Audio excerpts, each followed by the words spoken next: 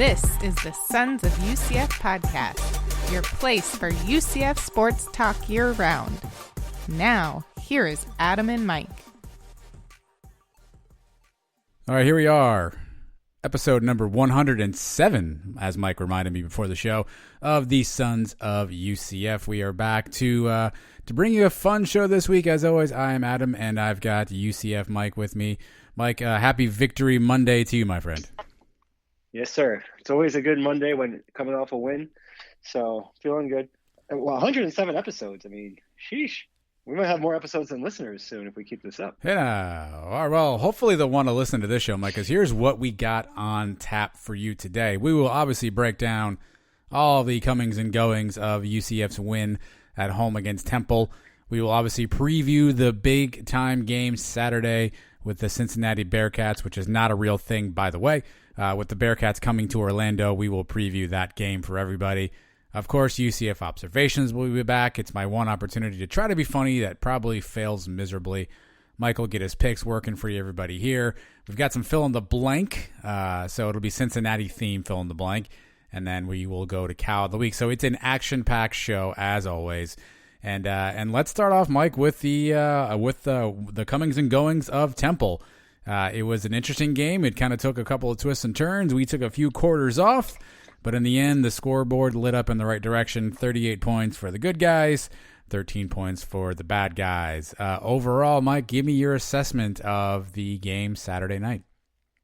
Well, we expected to blow these guys out. We basically did. And this team came in shorthanded. They were without their quarterback. They were without a whole bunch of players. They only had about 50 guys eligible to play. And we beat them up right away, right from the beginning. Jumped on them quick, had a quick 21-0 lead. And then we took a little break. I mean, we took a nap there in the second quarter. And then we responded when we needed to in the second half to put the game away. The game was never in question. It was never in doubt. The only questions that come up, if you're one of these pessimistic UCF fans, is you see the score and you're like, wow, this is similar to the Tulsa game.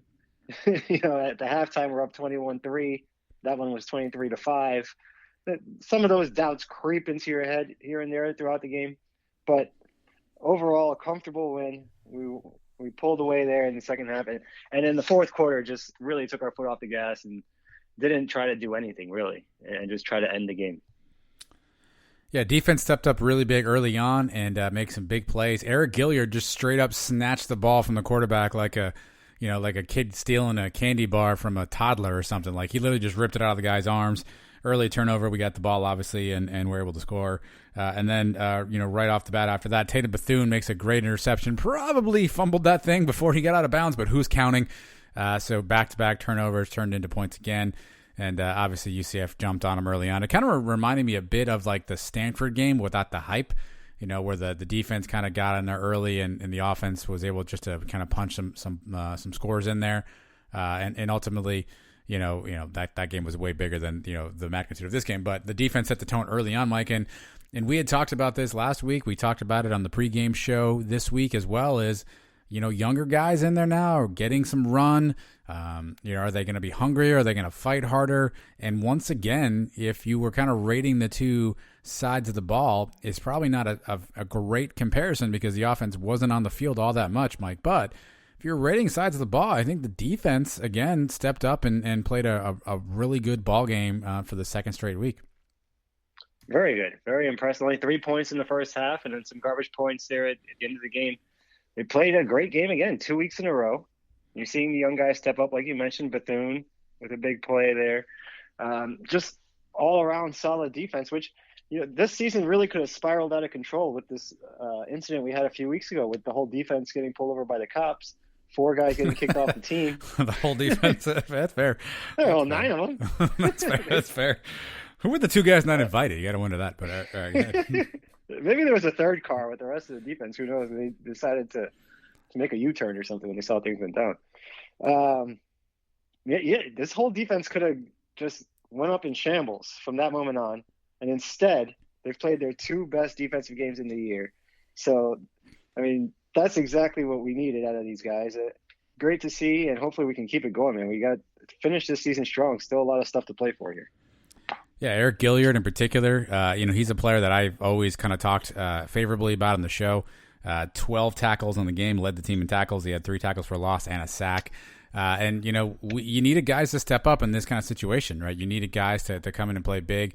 We're going to talk about a bunch of these guys probably in a few minutes, but, losing 2 guys on the line, you needed guys to step up. We saw that take place, losing a starting linebacker.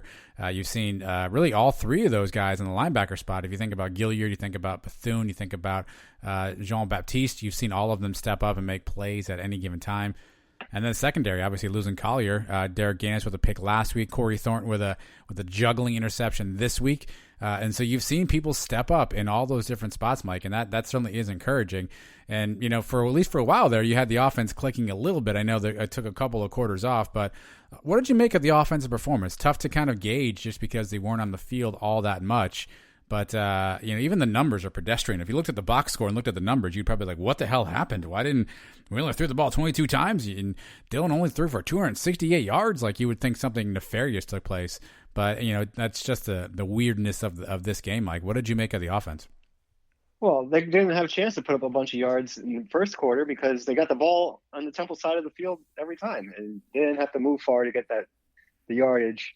In the second quarter, obviously we didn't do much, but then Dylan picked it up in the third quarter. I think he threw for like almost 150 yards in the third quarter.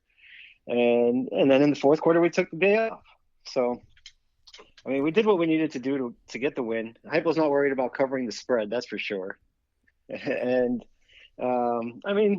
we're going to have days like this. It just worked out that we didn't need to rack up on. We still put up over 400 yards of offense. We're used to 600 plus now. Yeah. So we're complaining about having 400 plus yards of offense. I never thought that day would come, but here we are. Go back to some of these early days with O'Leary, we were putting up 230 yards of offense. But nobody had a breakout game running the ball. They had, it was balanced between McCray and Otis had decent days, but nobody broke over 100 yards. We had 2 receivers with over 100, Flash and Marlon. They did it in big chunks, so maybe that they didn't get 10 catches each, but they did it. I think they only had 4 catches each, right? Yeah, that's correct. And they both went over 100. So Marlon had a 50-yarder and Flash had a 70-yarder. So, they did what they needed to do. It's basically what happened. They didn't do anything flashy. We didn't put up 60 points like I thought we were going to. And we didn't throw up 600 yards like we've been accustomed to the last few weeks. But, I understand taking the foot off the gas there at the end. We would like to see Quadri Jones get to throw the ball a little bit more, but that didn't happen. Yeah, again, this is one of those games where don't let the box score fool you. Technically speaking, we only caught 13 passes. And you mentioned Flash and Marlon each had 4. Jacob Harris had 3. O'Keefe had 1, and then McCray had 1 from Quadri. So only 13 passes. We only ran 63 plays on offense. I haven't been charting every week, but I feel like we're typically in the 80s, 90s in terms of total overall plays run. So just one of those weird games, I guess, man, where, to your point, the game never felt in doubt. Right off the bat, I was like, okay, we're cool. I didn't have to pace. I could sit on my couch this time and, I could be distracted, talk to the kids for a second and not have to worry about Heupel doing something dumb, right? And so it was a good feeling. Obviously, the second quarter was a little bit frustrating because you wanted to see us, play a little bit better overall and be more consistent. But, the scoreboard was still in our favor. So, we can certainly nitpick it, and I'm sure we'll do that today. But overall, a good win. What did you make of a couple of different things that happened? So first off, crowd looked a little sparse. I think they announced it. Let me check my sheet here. They announced it at about 8,700. I know we got 25% rules, all that good stuff. What did you make of the crowd size? I believe that was the smallest crowd we've had so far this year. We're only allowed 11,000. So we got 8. I don't even know if it was that much, right? The one side, the visiting side, looks pretty empty. Where the cabana is, looks like you could pretty much sit anywhere you wanted. I see shots of the other side, the home side. It looked like there was a little more action over there. But, it is what it is. And in a COVID society now, people were not going to come out to this game. We already knew that this was going to be a blowout game. This was a team we should dominate. People are not going to risk themselves, I guess, for this one. Maybe we'll see more people show up for the Cincinnati game. It's a little bit bigger game, higher stakes. Maybe people are willing to do it. But for this one, I was expecting a small crowd, and that's what we ended up with. Yeah, a night game is, maybe it's tough for people to get to right at that point. That it's been a long day. Temple wasn't necessarily an opponent that was circled on the calendar and highlighted and all that good stuff. And obviously, with COVID increases sort of happening across the globe, perhaps that scares some folks off. We also broke out the Black Ops helmet. Looked pretty cool in photographs. Mike, did it live up to the hype? No pun intended. When you saw it on the field. Nah, I didn't really get that excited about the uniforms. I mean, I guess it was cool to have the coordinates or whatever on the back of the helmets, but to me, it just looked like regular plain black helmets. Even the logo on the side kind of just blended out, so I wasn't really that impressed with the overall uniform. Yeah, I thought the helmet would pop more. I didn't, it was tough to kind of even see it on TV. Maybe it was the cameras, obviously how dark it was. It seemed like, we talked to Dylan Barnes pregame on the show, and he was essentially mentioning that most of the players are excited about those kind of events, space uniforms and that stuff. So, if it's good for the players, I guess that works out overall for us too. But I missed a little bit on that one, but I guess we'll see what we break out when we get to Cincinnati this week. But let's before we jump ahead, let's just stick with tempo for a second, and let's just hand out kind of our game balls, our category awards here. So each week, obviously, Mike and I go through. We find some things that we thought were really good. We find some things that maybe weren't so good. And we give you our top 3 apiece. We rank them based on our previous bowl wins and or losses. So peach being the best and the cure bowl being the worst. So we get a 3-pack here, Mike. I'll let you kick us off first. All right. Well, we touched on it briefly already. The beginning of the game, the first few minutes of the game, I'm giving a peach to.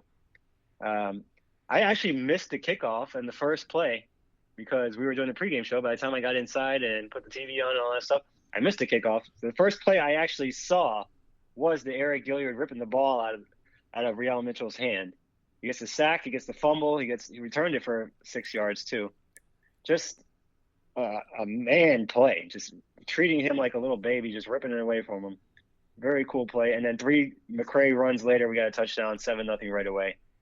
And then the Tatum Bethune interception that you mentioned, where he just breaks through two blockers. That was incredible. It was pretty cool too. It runs right through him like he's running the route and jumps in for the interception. Just pure determination on his part. And then that sets up one quick pass to Jay Flash for 14 down to the 14-yard line, and a couple Otis runs later, it's 14-0. Boom. Then the defense forces a 3-and-out right away after that, and then a 65-yard drive featuring the 50-yard Marlon Williams bear crawl run, which was so we got 3 really cool plays to start off this game, 2 defense and then this one. And then another McCray touchdown makes it 21-0. The cool thing about the beginning of this game, and it's something we've been talking about for a few weeks now, we didn't get to rack up a bunch of yards, but we started these drives on their side of the field. Red zone, the red zone offense, 3 trips inside the red zone, 3 touchdowns. Turnovers leading to points. That's complimentary football, as Josh Heupel would like to call it. The offense responding to the defense. Overall, we went 4 for 4 in the red zone for the game. So that's a big bonus and a big plus for the offense there. So I'm going to the beginning of the game, the peach for me.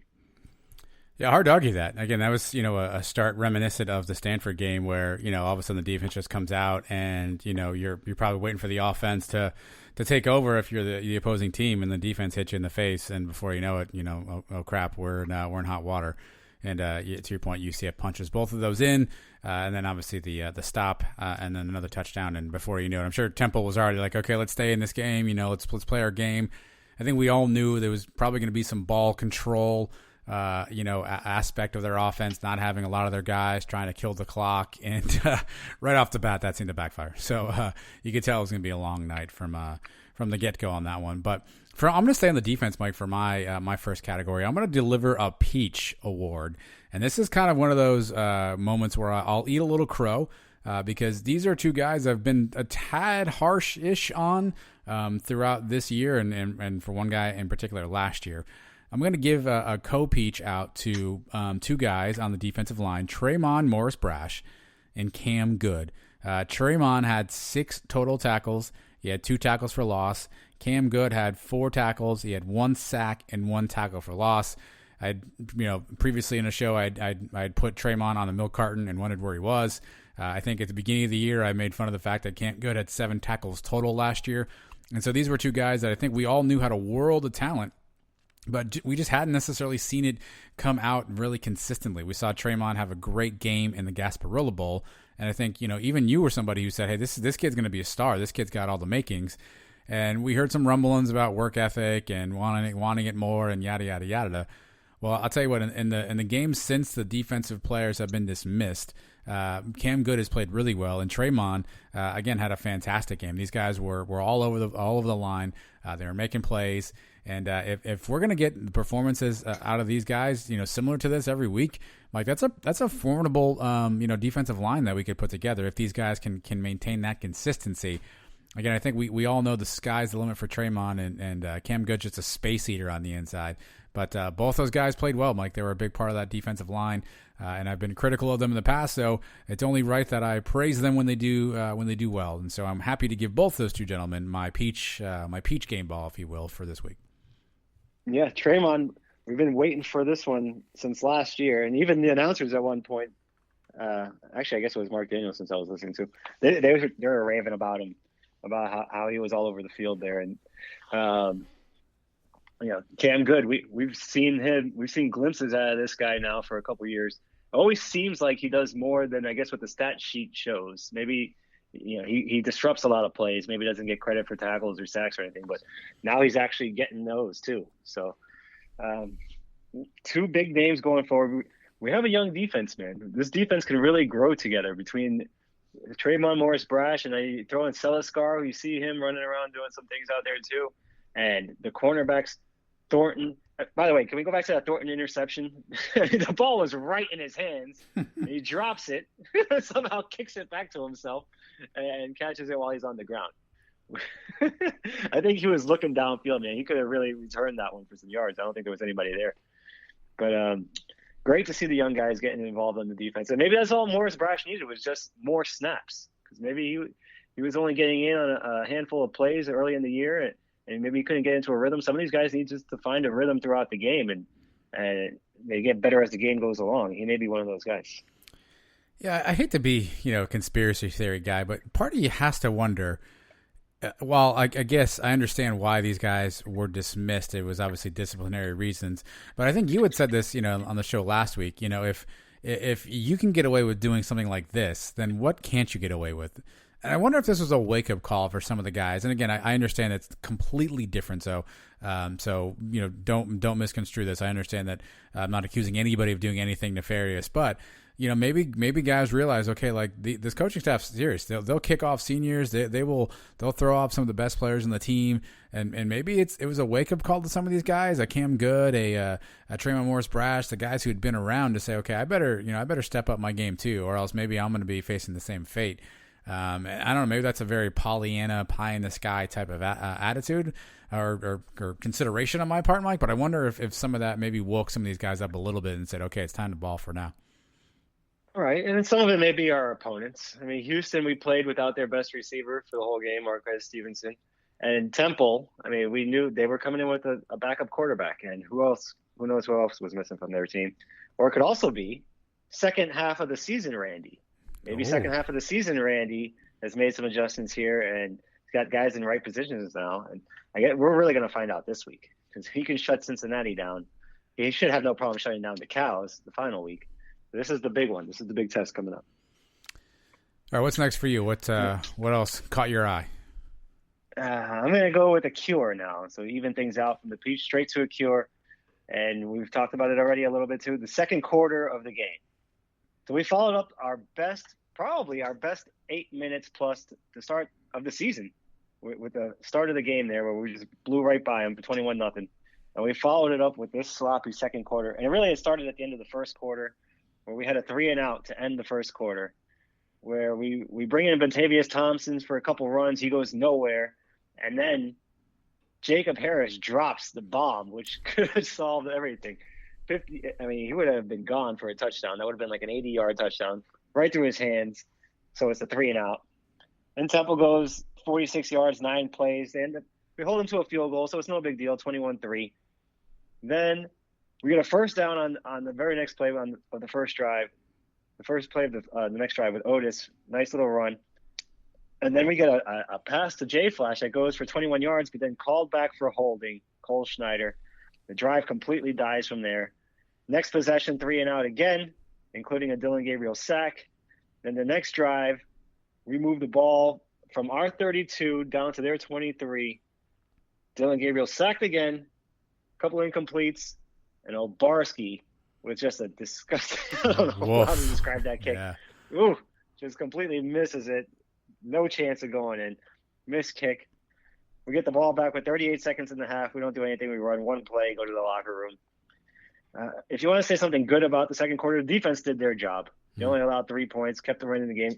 If they give up a touchdown or two there and this becomes a 21-10 game, 21-17, something like that, things may have been completely different. But the offense, they could have put the game away early. They could have put this game away at halftime.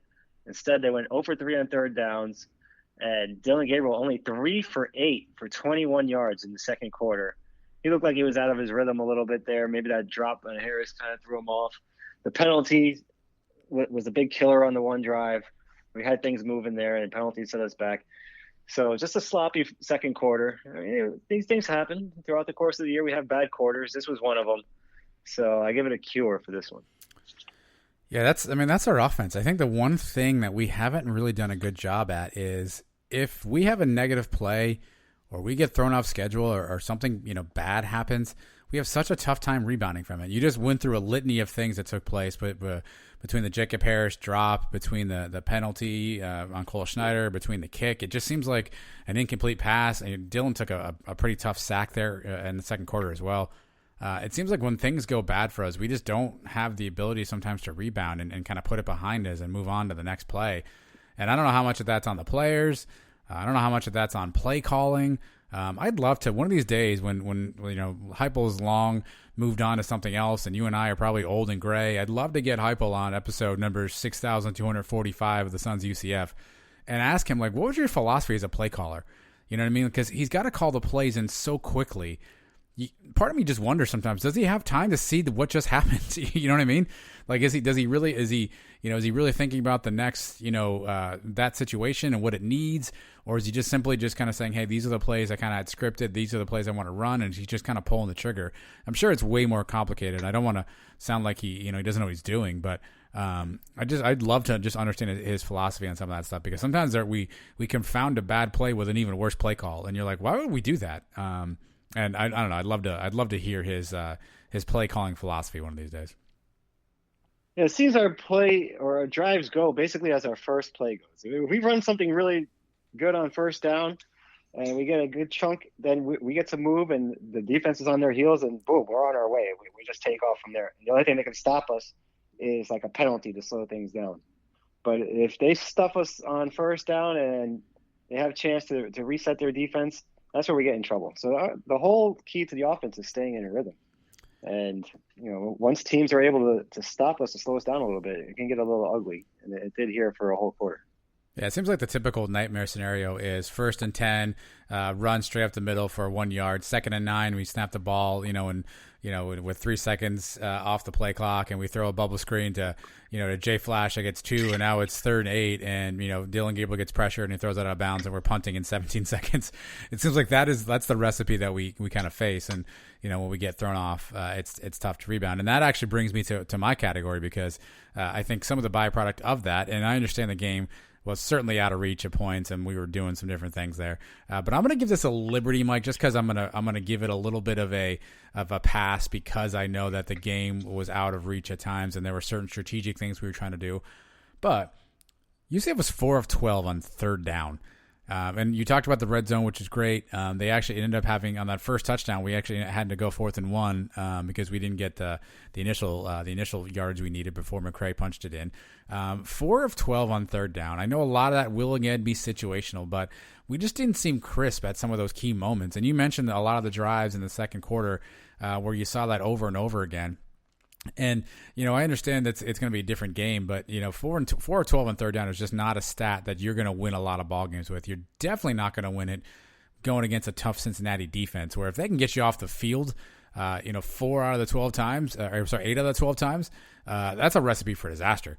So circumstances certainly played a role in this game, but you got to figure at some point our third down execution is just going to have to get a little bit better.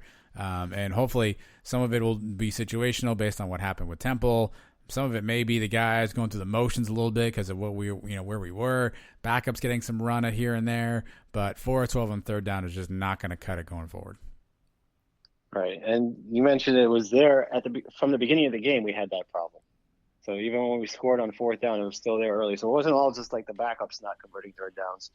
It was the guys that started the game too. That's something we have to avoid this week. We have to be at 50%, I guess. Where would you put the marker to be successful on third down? Over 50% for this game against Cincinnati? Because Cincinnati's going to stop us sometimes too. They have a good defense. Yeah, I think if you get 50% and over, I think you're happy with that, right? I think that's probably typically where you want to be at. A lot of it depends on where you're on the field, of course. But yeah, I think if you can get 50 plus, if I told you going into this game like that, 50% of the time on third down, we're going to be successful against the Cincinnati defense, you'd probably take that, right? Yeah, I think I definitely would take it. So, and then it all depends on how you string them together too. I mean, you can convert one third down and the very next third down to get you off the field. That's 50%, but you're punting anyway. So it all depends on when you get them. So string a few of those together, put a couple of nice drives together. And the stats are funny, man. Just do it like I just said. You can put them any different way. If you converted 3 third downs in a row on a game-winning drive, but you're going to convert third downs all day, or if you're scoring touchdowns on first and second down. So it's different ways you can look at it, but definitely something we want to improve on. Well, I think what would concern me, though, is twofold. One, hopefully, Heupel always says they go back and they look at the tape. What were those play calls on third down? And that's another thing. I was talking to another buddy of mine during the game, and he was kind of like, "Hey, I wonder if we're just like holding back now because we don't want to give Cincinnati too much on tape." And I'm like, "Really? We run the same like 17 plays, right? If Cincinnati hasn't seen these 17 plays by now, then their coaches need to be fired if they haven't figured that out." So I don't think we're holding anything back and maybe being purposely vanilla. On the offensive side. And that was the thing is, what was the play calling looking like? And again, where their execution breakdowns, obviously you can kind of figure that stuff out, but 4 and 12 is just not going to cut it. And hopefully we get all that cleaned up heading into the tilt this Saturday. But again, before we get there, let's each give our last category. Mike, you have one more on the board. Where are you going? All right, I'm going with the Liberty this time. It's pretty good. It wasn't great, but it was good. Ryan O'Keefe, kick return. Oh. We almost got one, man. We've been waiting for this for the last couple of years now. 52-yard return, and he did it at a time where we needed it. So we had that dull second quarter. The offense was dragging a little bit. He comes right out at halftime, boom, gives the team a spark, 52 yards. That obviously put us in a short field, led to the Dillon to Marlon Williams 23-yard touchdown, made the game 28-3. Basically ended the game there. We tacked on a couple more, 10 more points after that. But I think this guy, O'Keefe, is going to return some for touchdowns in his career. Maybe he can break one here before the season ends. He can scoot, and we know that. But maybe this is the week. Maybe the Cincinnati game is the week where we get a big return for a touchdown. That'd be awesome. I would say the Cows, but probably not the Cows because they're probably only going to kick off one time. So he's not going to get many opportunities to return kicks against the Cows. But this kid is definitely has potential to return them. He's as fast as anybody, and I think by the time he's done at UCF, we're going to see a few touchdowns out of this guy returning kicks. Man, if we could get a special teams touchdown against Cincinnati, I mean, that would be fantastic. Is it not something we've seen a ton of? To score in that third phase of the game. And those are momentum, just killers or momentum just drivers, if you will. Either way you're looking at it. And that would be fantastic. But, yeah, that was a nice play. You're going to hear more about that coming up in UCF Observations in a little bit. But certainly we hadn't seen much of that, if any of that this season. So, yeah, you're right. The kid's got blazing speed. We saw that against Memphis. If we can just get the kid a crease, obviously I think the house call is certainly not out of the realm of possibilities. Mike, for me, this is probably a bit of a no-brainer, an easy one, I think, and there may be an asterisk next to it, but my peach is there were no injuries. I didn't see a single UCF guy getting carted off the field. Didn't see a single guy not coming back out to play because of injury. Now, the asterisk is that Samuel Jackson did not play in the entire game, so he did not get injured in this game. Of course, we asked Heupel, not we, but somebody asked Heupel about Samuel Jackson, and he was like, who's that?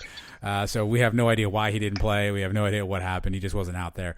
But, we had seen like every game, it felt like it was Trey Nixon, it was Otis Anderson, it was Greg McCrae, it was Montavious Thompson, it was Richie Grant. All these guys were just coming out off the field and out of the game. And it seemed like week after week, we were trying to figure out who would be active, who would be up, who would be playing. And Heupel did a nice job on twofold. One, we got a little lucky, no one gets hurt. But two, we got some of those guys out, earlier in the fourth quarter, late in the third quarter, and preserved them a little bit. And so walking out of this game without any injury, obviously there's rumors that maybe Trey Nixon is coming back for Cincinnati. We'll see if that holds true. We don't really know what Sam Jackson's situation is, but Heupel seemed like he wasn't too concerned and thought he might be able to play coming up. So coming out of this game, Mike, and essentially, a quasi de facto kind of bye week type deal after a bye week certainly could help keep us fresh as we face the Bearcats this Saturday. Yeah, I was a big person screaming this during the game. We better get these guys out of this game. As soon as we took that, I think it was 31-3 lead, I wanted guys out. Definitely when we scored that 38 touchdown, I think I texted you, get everybody out of the game now. So we're as healthy as can be, man. As healthy as we can be coming into this Cincinnati game, which is all we can ask for. And Samuel Jackson sounds like he's playing this week, according to Heupel. Trey Nixon coming back would be huge. I would have loved to see Trey Nixon get in there at some point this game just to get his feet wet again, get him back out on the field. But he's coming back next week, it sounds like, in a big game, and maybe that means no more Jacob Harris. Maybe Trey Nixon is the guy running deep, those deep patterns. And just think about that combination of receivers you're going to have out there. Marlon Williams, Jalen Robinson, and Trey Nixon. That's deadly right there. And then you throw in O'Keefe and even Stretch Cradle. I know Cincinnati's got a good defense, but how do you cover all those guys? I have no idea how they're going to do it. Yeah, we'll find out. I mean, hopefully they won't. Ideally, get pressure on Dylan is the way to do it. But don't give those guys time. But yeah, well, they've got some good corners too. But it would, again, coming out unscathed, I think that's a huge thing. Obviously Heupel's had a little bit of history of this in the past, getting some guys hurt late. Brandon Moores obviously comes to mind, and so hopefully having a fresh complement of guys coming into Cincinnati will be a plus for UCF. But we'll get into Cincinnati here in just a couple seconds. Let's take a quick timeout. We'll go commercial on you. We'll come back after commercial, and we will hit you with UCF Observations. Don't miss this. Quick commercial break. We're right back after this. All right, here they come. UCF Observations. Mike and I take a ton of notes during the game. A lot of things come to mind. We don't always know what to do with them, so we write them all down each week, and we share them with you. We think they're funny. You hopefully do. We're not really sure if anyone actually really does, but at least they entertain us. So here we go, Mike. Without further ado, UCF Observations. Lead us off. Sun's out, guns out on the pregame show. I was actually a little disappointed. Nobody asked me to flex like Coach Kruzek, but whatever. I wouldn't be surprised by that. All right, I cannot be the only one, Mike, who was hoping that there would be a camera on Daniel Obarski when Quadri Jones threw that first incompletion, right? I'm not the only one who was hoping a camera would pan to Obarski. It wasn't just me. It was somebody else, right? If you listen to some other UCF podcast, some other people consider themselves prognosticators. Ooh. One of them picked the Cows as the pick of the week this week. Huh?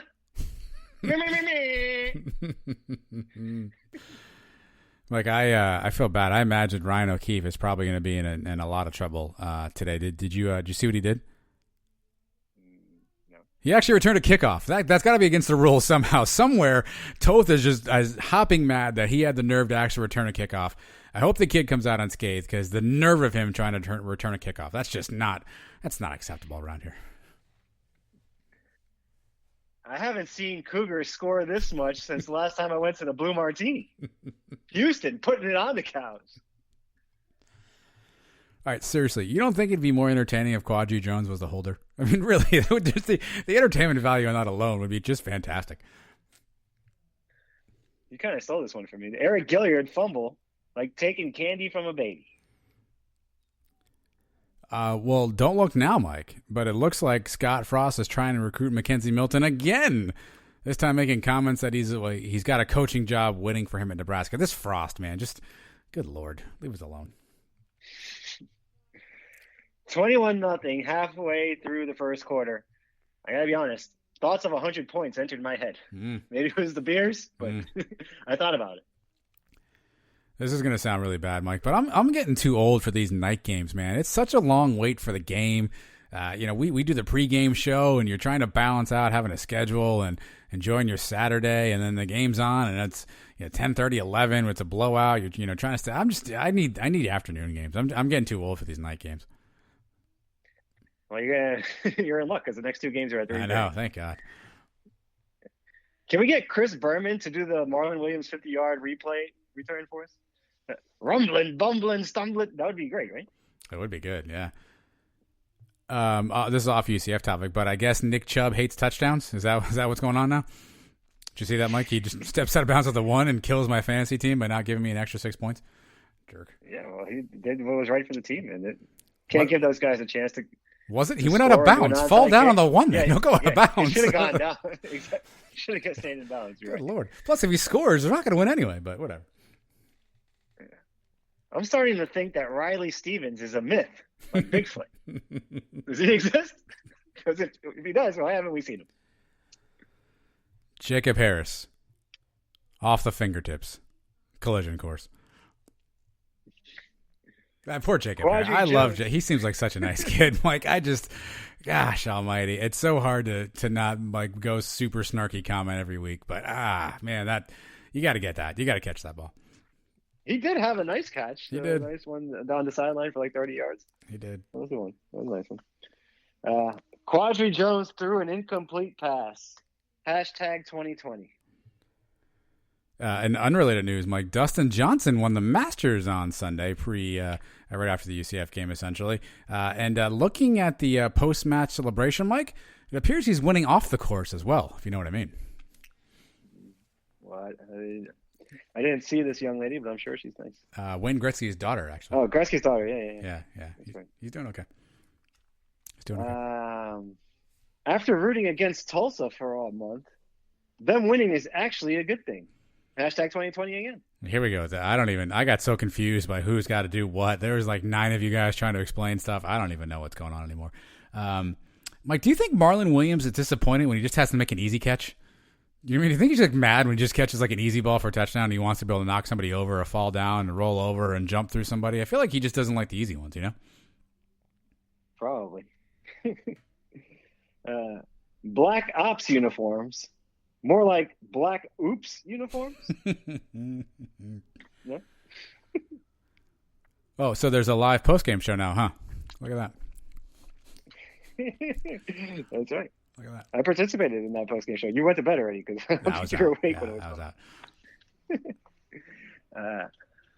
New York Giants, playoffs, collision course. Oh, boy. Yeah, probably, actually. We can all agree that Heupel had the under, right? He definitely had. That's obvious, right? He bet the under. I mean, I feel like that's pretty obvious. Not fooling us, Heupel. If Heupel loses this game coming up, you know where he's on, right? He's on the hot seat. Hot seat, yeah, hot seat. Yeah. Speaking of Heupel, thank God we didn't try to break out a camo shacket to match that hat. That'd have been an unmitigated disaster. The black and white one is bad enough, but if we try to put a camo shacket on our boy Hype, oof. Speaking of hot seats, you know where it's hot? In hell.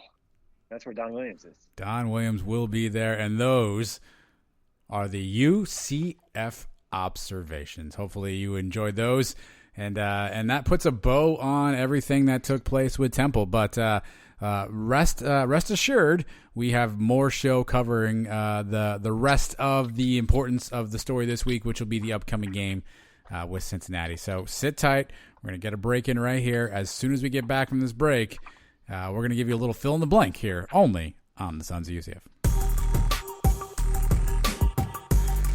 This is UCF head coach Josh Heupel, and I go 1-0 every week with my guys Adam and Mike on the Sons of UCF. Charge on, go Knights. Let's get into fill in the blank. Mike and I will read each other's statement, and obviously the other person will give you the answer to that statement. We don't know what these are in advance, so you never know what you're going to get, Mike. But obviously this is going to be focused more on Cincinnati, so obviously a big tilt with the number 7 ranked Cincinnati Bearcats coming to Orlando. And this is UCF's golden opportunity to play spoiler. Some have said this is kind of like our bowl game. Obviously, there's still a lot to play for on all sides in the American Conference. And if UCF has any outside slimmer or glimmer or slim chance of getting into a championship game, they must win this game against Cincinnati, and some other stuff has to happen as well. Cincinnati obviously wants to win this game, so they are hopefully in the driver's seat for the New Year's 6 bowl bid from the group of 5 teams. So a lot of implications. I don't think I need to tell you guys all that. Plus, you know what it is, Mike. Revenge game. That's what we got. So obviously last year Cincinnati gave us a tough loss. I think it was 27-24 up there in Cincinnati. So a lot of things are at stake, Mike. It's a big one. Saturday 3:30 bounce house. But let's do fill in the blank. I'll let you kick it off first. What do you got? The crowd at the bounce house this week will be blank. COVID loud, I guess, will be my answer. I think those who are going to be there, I think, are going to hopefully bring the juice, as Hype says. It's a 3:30 kickoff time, so it's a prime time afternoon spot there. I know you can't tailgate, but I'm sure folks will figure out a way to get a little bit of fun in prior to the game, and hopefully everyone recognizes the magnitude of the game. Obviously, Cincinnati, while not necessarily one of the blue blood name programs, Mike, are they the highest ranked team we've played at home ever? Ever? Well, I think Texas was like number 6 when we opened the stadium. Yeah, I wasn't sure on the Texas thing. I don't know. I thought they may have been 5 or 6. But if that's still the case, it's been 13 years since we've played somebody this high of ranking at home and a conference opponent. So I think they'll be COVID loud. Obviously, to your point earlier, only 11K allowed in the stadium. We'll see how many actually show up. But I think those who are there are going to be loud and ready to go. Yeah, I thought loud too. That's my answer. Even though it's not going to be completely full, the people that are there, I think, are ready for this game. And they're going to be stomping on the bleachers, creating as much noise as possible. Remember 2 years ago when we played these guys for the college game day game, where we started 3 false starts to start the game because the crowd was so revved up, so ready to go. Everybody points to that as a big deal, but Cincinnati actually converted the first down anyway, moved the ball a little bit, went down the field, and we ended up holding them to punt. But I think the crowd will be ready to go for this game. This is the biggest game of the year, obviously. Season's on the line. We lose this one, it's over. We win this one, it may be one of the biggest wins we've had at that stadium. You know, like you just mentioned, definitely the highest ranked team, I think, we would knock down, beat. So it's going to be a big one, man. All right, here we go for you. Ready? Mm-hmm. You think blank needs to step up big time if UCF's going to win this game? Blank needs just a person? It could be a person, could be a unit, whoever you got. I'll say the defense. Okay. Defense needs to shut down this Ritter with the running game because that's a big part of their offense. I think our offense will be ready to go. I think our offense will put up some points.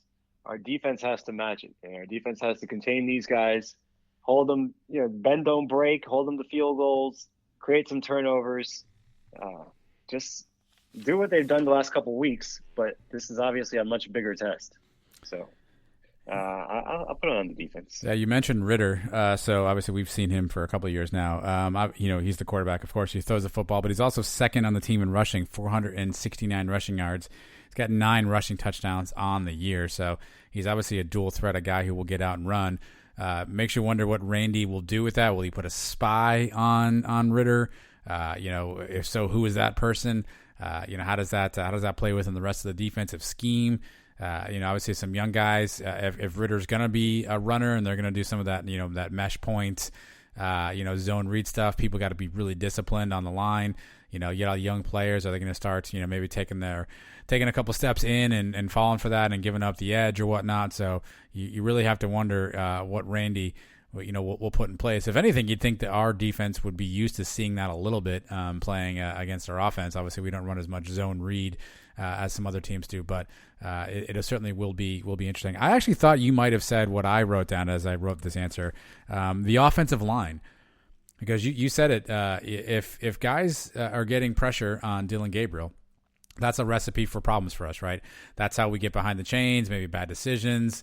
We're not able to convert on third down, and we saw that happen last year while we played in Cincinnati.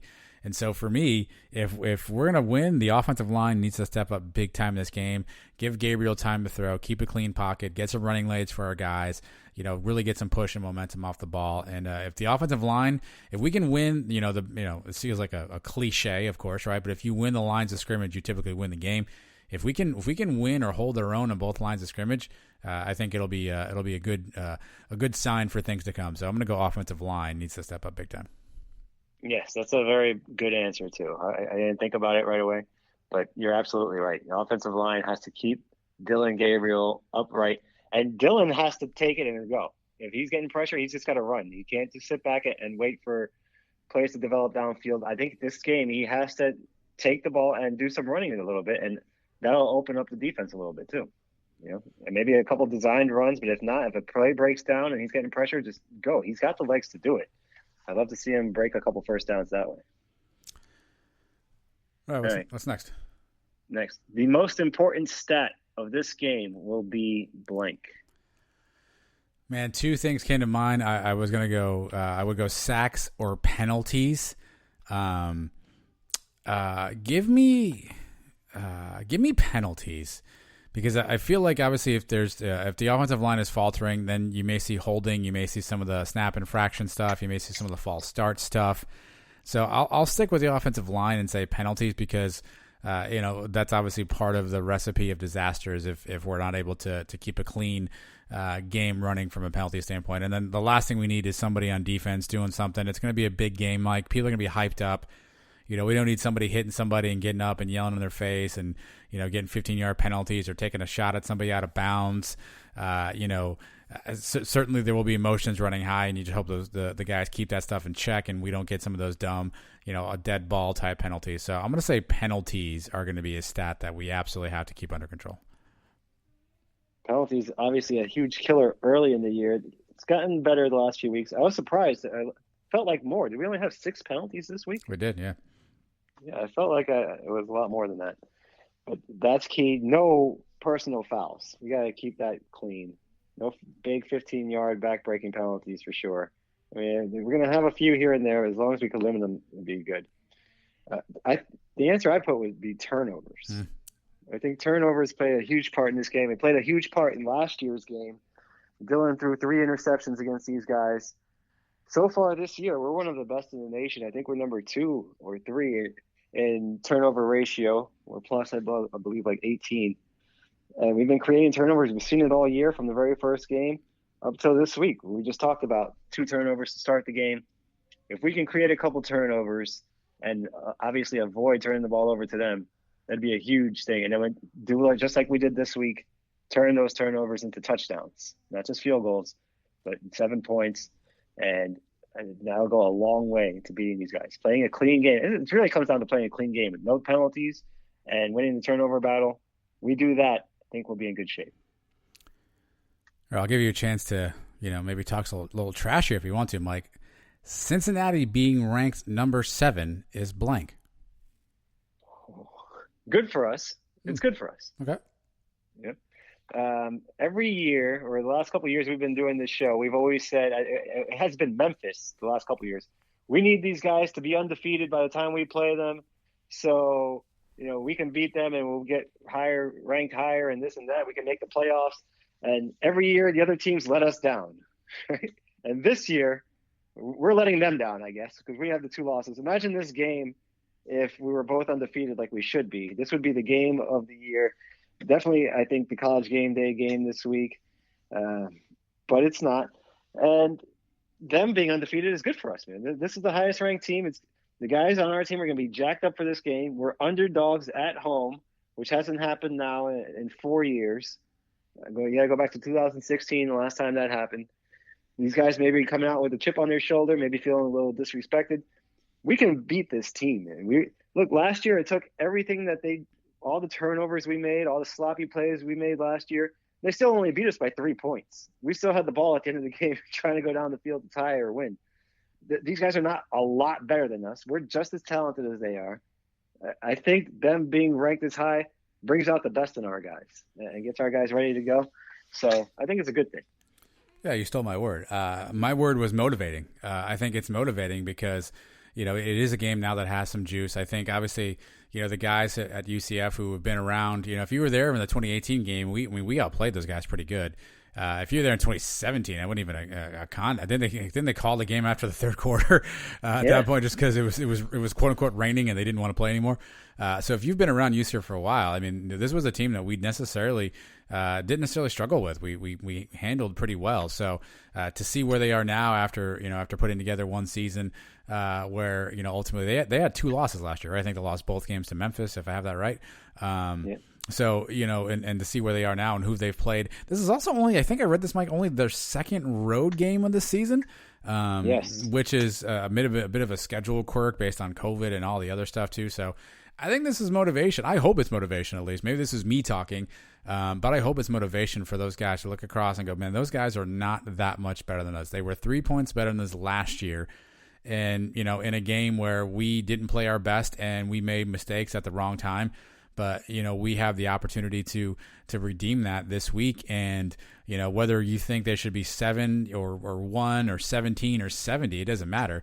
There's a 7 next to their name. And I hope it's motivation for the guys who are there. So, Heupel kind of alluded to that a little bit as Heupel, doesn't give much in press conferences. As, he sort of said our guys know the opportunity in front of them this weekend.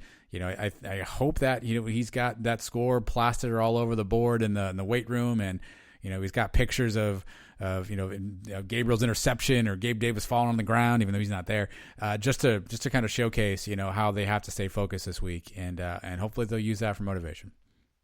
Yeah, we're the hunters now for the first time in a while. Usually the teams are gunning for us. We're the hunted ones. I think this is the first time we're underdogs at all since LSU. Yep, I think so. So, I mean, that's motivating in itself, man. We're underdogs at home. You guys got to take that to heart, and they're going to be fired up for this game. They have to be. If they're not, something is wrong with them. But I'm sure they will be. So, all right.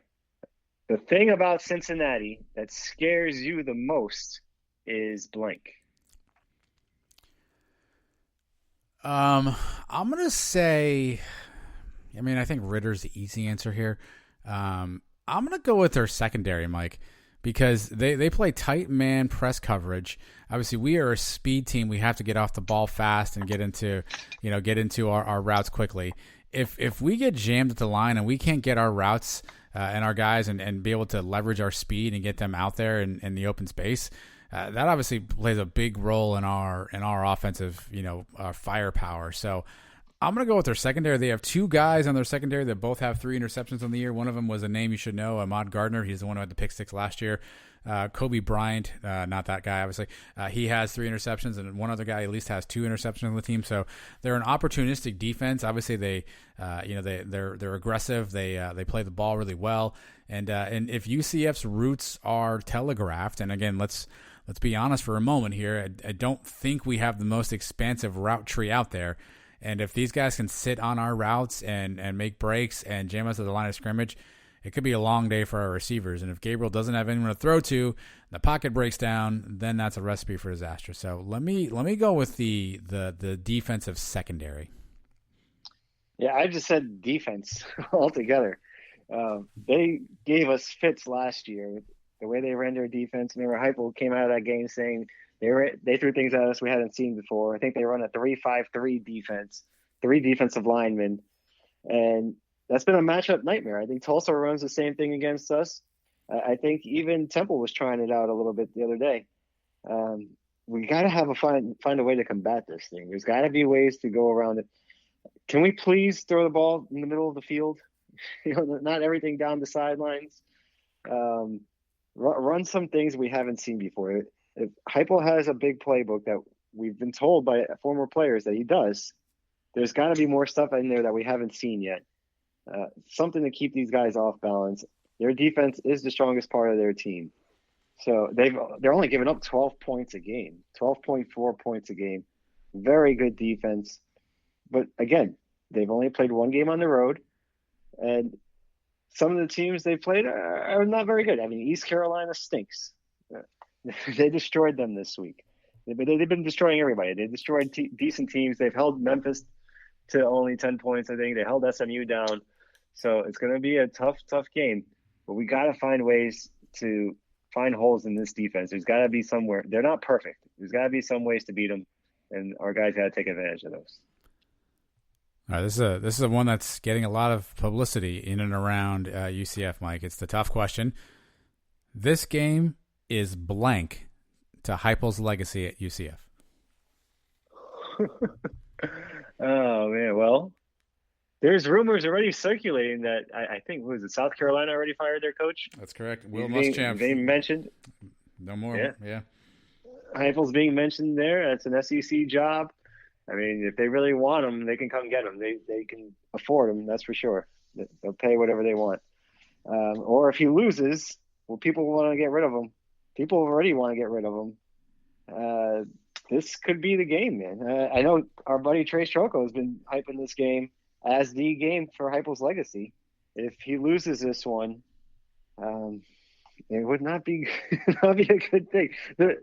I mean, if he lost this game and we had already beat Tulsa and Memphis, or at least one of those games, it wouldn't be as bad. But the fact that we already lost those two, this one would be our third loss of this season, in a season where we thought we'd go undefeated. It's at home. It's a huge game for him. It is just as big as the Cincinnati game 2 years ago at home.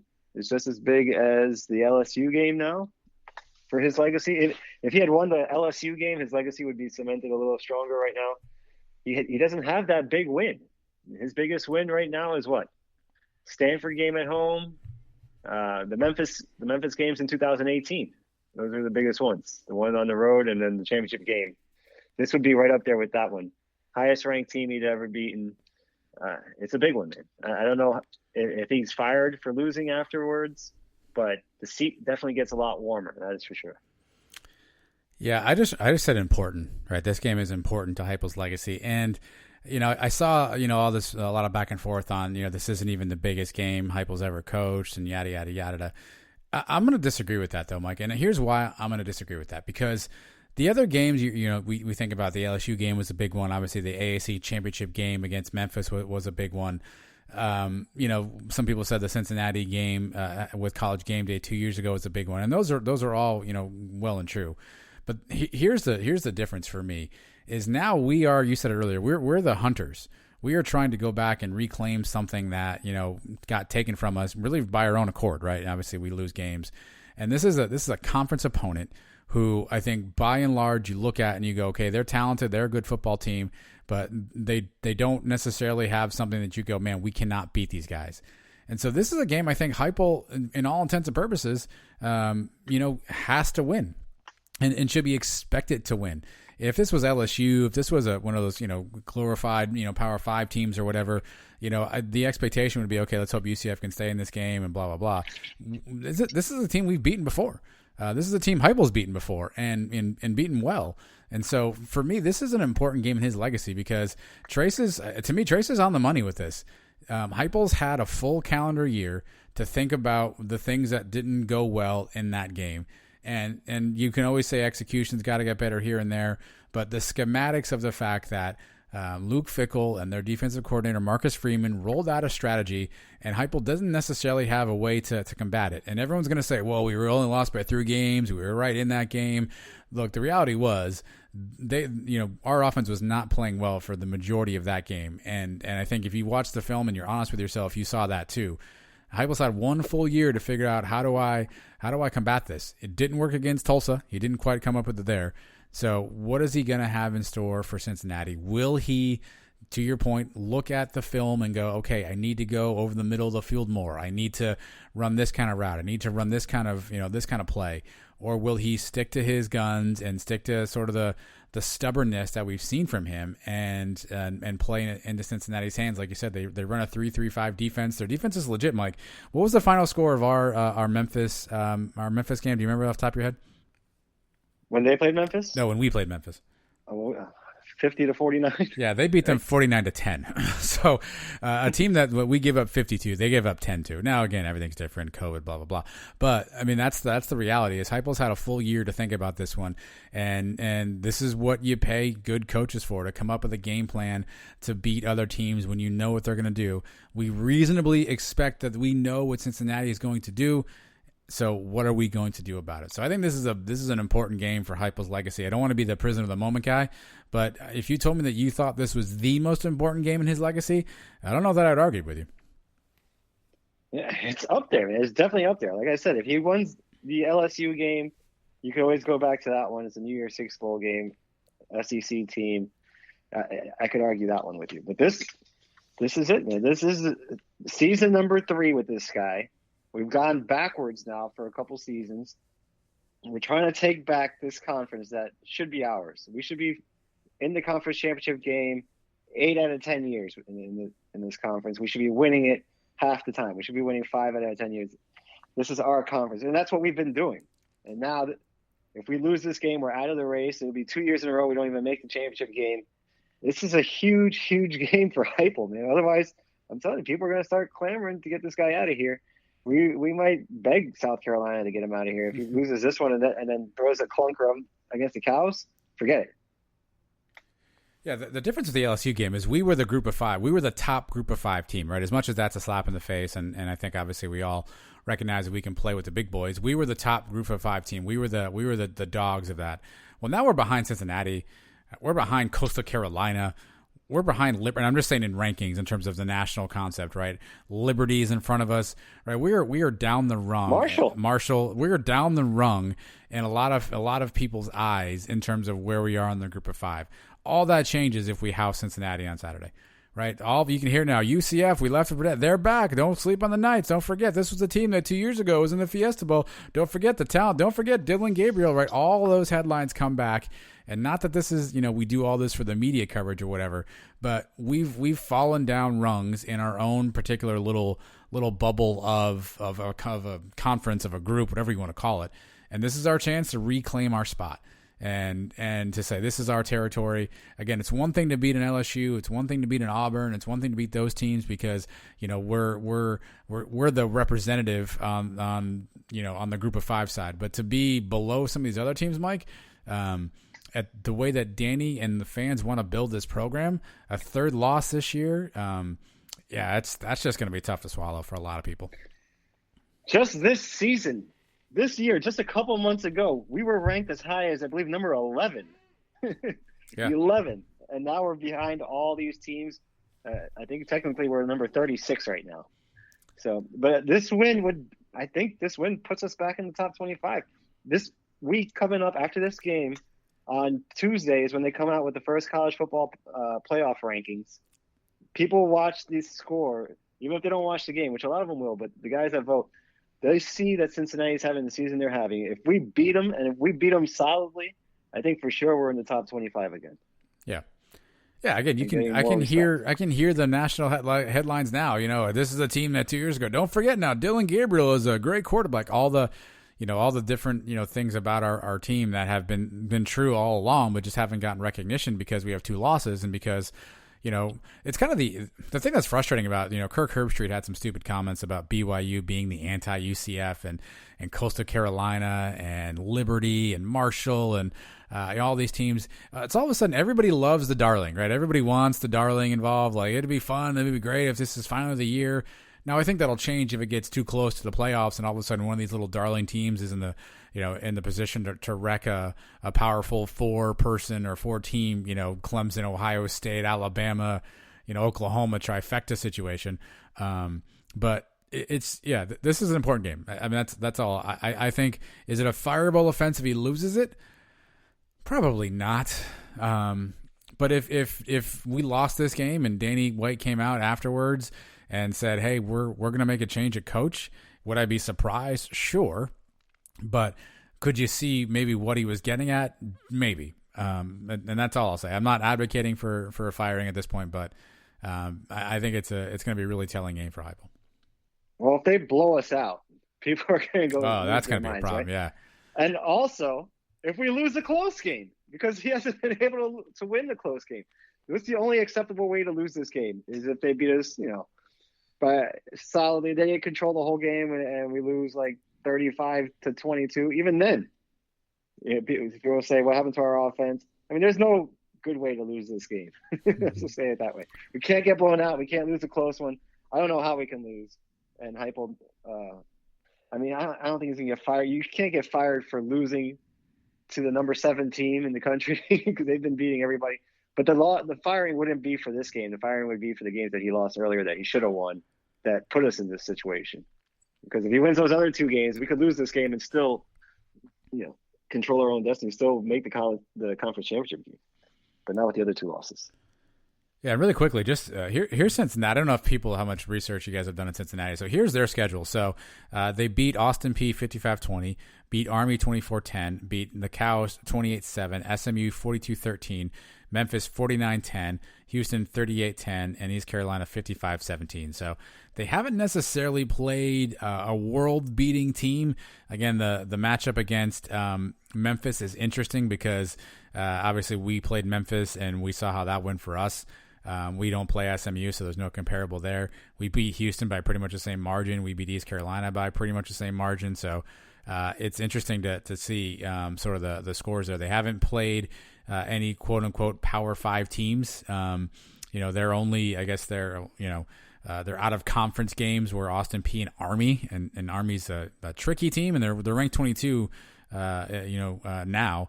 But they haven't necessarily played a world-beating team, so who knows what you're going to get. But again, it's a game Heupel's going to have to find a way to win. Well, Army just got beat up pretty good by Tulane, I think, this week. So they're not that great either. I don't know, man. There's so much riding on this game.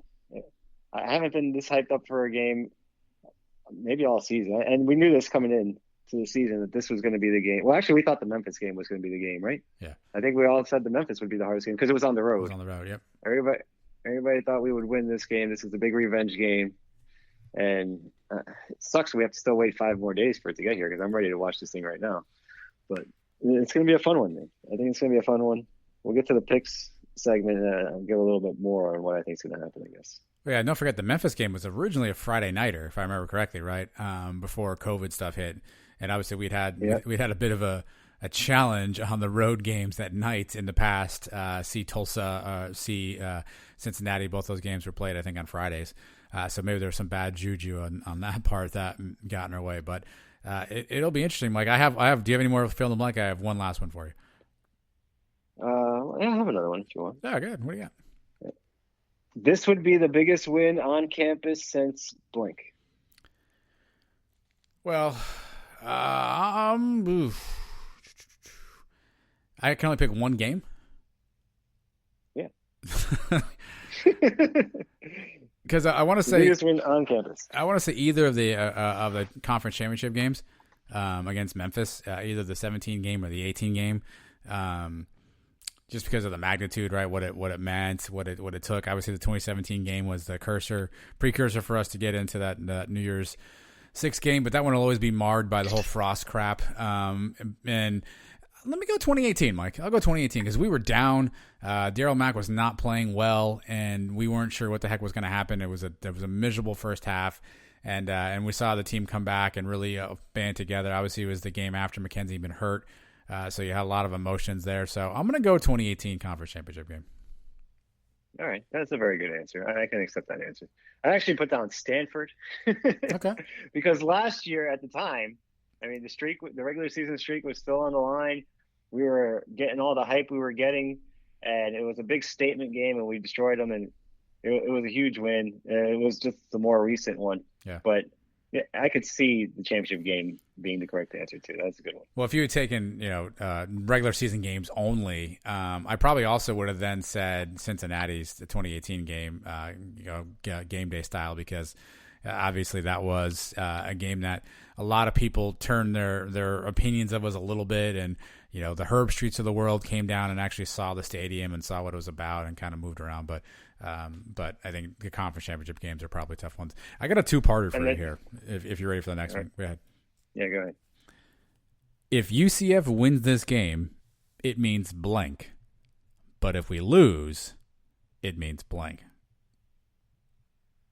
If we win this game, it means we're back. We're back. The Knights are back. We win this game, man. We are back in many ways. One, we're still alive. And two, we put the nation back on notice that we're a very good team. And we beat the number 7 ranked team at our home. And, puts us back in the conversation now, at least as the top G5 team. And if we lose, it means there's a lot of question marks going into next season. Sure. This Heupel system work? Is this offense just a gimmick? Is Dylan Gabriel a system quarterback? Can he win the big one? Oh, wow. Can he put together a game-winning drive when it counts? A lot of questions still to be answered about this group going forward into next year. And if we lose this game, when we do our preseason predictions next year, I can tell you what, I'm not going to pick us to go undefeated. So a lot riding on this game for sure. Yeah, I kind of said the same thing. If UCF wins this game, it means we take our place back on the upper echelon of the group of 5 teams. But if we lose this game, it means essentially what you said. It means that there's a lot of unanswered questions that have to come our way because, then you look in the mirror and go, okay, a 3-loss UCF team this year, maybe a 4-loss team if there's a bowl game involved. We're all losing the Cows, but if we go to a bowl game and a 4-loss team. And the thing that I'll always, think about with this team, and the other word I was going to use was it means that this season was a disappointment. Because, Mike, this was the year, right? And obviously a lot of things got thrown out of the window with the pandemic. But, you think about all the talent that we are losing off this team. Now, everyone I know has an extra year, and so maybe there's a wild card there. But on paper, the guys who are eligible to leave, all the talent that we're going to be saying goodbye to, this was set up to be the year. We had a veteran team. McCray, we had Otis, we have Jacob Harris, we have Marlon, we have Trey Nixon, all those guys, Parker Boudreaux, all those guys eligible on the offense. Obviously, we've lost some guys on defense already, but Richie Grant is another guy who will leave us. And you think this was the year it was set up to be. And if we break out of this year with a 6-3 or 7-3 or 6-4 record, it's going to be a disappointment. And to your point, there are going to be a lot of questions that have to be answered. And it's one of those deals where, where is your arrow pointing, right? So if UCF loses this game with everybody we're losing and all the people coming back, are we coming in the next year with the arrow pointing up? Or are we coming in the next year with the arrow pointing down? And if it's pointing in that downward direction, to your point, a lot of questions have to be answered. Yeah, if we lose this game, we finish the season with 3-4 losses. I don't expect us to be ranked to start the year next year like we have been for the last few years. 2017 was the year, obviously. We went undefeated. But then 2018 was supposed to be the year, and we were on our way for it to be. We were undefeated again until McKenzie got hurt, and we ended up losing the one game, which I think we win if he's there. 2019 would have been the year for sure. If McKenzie stays healthy, it's his senior year. He goes out maybe 3 years in a row undefeated. That would have been the year, but we ended up playing with a freshman quarterback, and we had some mistakes there. And now this year, you mentioned, is supposed to be the year. We already went off the rails early in the year with a couple losses. We're losing a lot of guys. Well, who knows who comes back next year? Everybody's got a free year to come back if they want. Yep. So guys are going to go and test the league. But I guess you got to figure the guys that are playing in the Senior Bowl probably made up their mind that they're not coming back, right? Yeah, you would think that's Richie and Aaron Robinson both accepted invites to the Senior Bowl. So you got to think those two guys are probably thinking Pro Bowl. Otis Anderson, we know, had flirted with coming out after last year. You got to think he's thinking that way. Greg McCray, probably the same. Maybe Jacob Harris comes back for another year. Marlon has got to be moving up draft boards, right? I mean, the kid's, leading the nation in receiving. He's got to be moving up draft boards.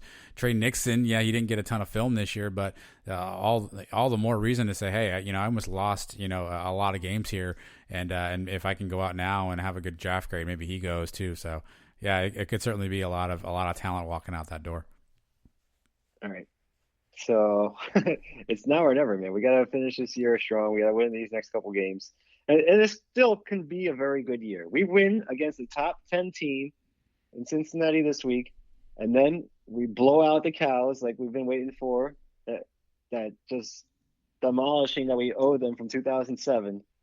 That's a great way to finish this year. Those 2 wins, maybe still conference championship game, maybe a nice bowl win. It could be a decent year. Right? Not what we hoped for coming in, but still a good year. Would one win, i.e. the win against Cincinnati, erase the 2 losses in your mind? If we get into the championship game somehow, yeah. Okay. Yeah. If the other things break our way and our final destination is the championship game, then we got there. We didn't make the New Year's Six. We didn't make the playoff. We weren't making the playoff anyway. Cincinnati's not making the playoff if they go undefeated. I hate to break it to everybody. It's just not going to happen. They'll put in 2 SEC teams before them. They'll find a way to keep them out. Yep. They'll put them against BYU in the Peach Bowl and say, you guys go play each other. Yeah. But yeah. So the only thing that would be missing if we do make the conference championship game would be the New Year's Six game. So that's already out the window. But it still could be a very good year if we win the conference or get to the conference championship game at this point. Either way, it's gonna be great. I can't wait I can't wait for Saturday to get here. I kind of want to just take a nap and wake up on Friday afternoon and be like, hey, okay, it's almost game time. It's gonna be one of those weeks where it feels like it's probably gonna go super, super slow, and we're all probably gonna feel that way throughout the week. But it should be a good one. Again, 3:30 on Saturday. Don't forget pregame show 2:30. Mike, Trace, and I will be live on most of those great social media platforms, getting you ready and hopefully having some fun leading up to kickoff. But coming up next, we've told you what could happen and what might happen. I guess we'll make some picks coming up. Maybe Mike will tell you exactly what will happen. Don't move a muscle. Sons of UCF coming right back after these words.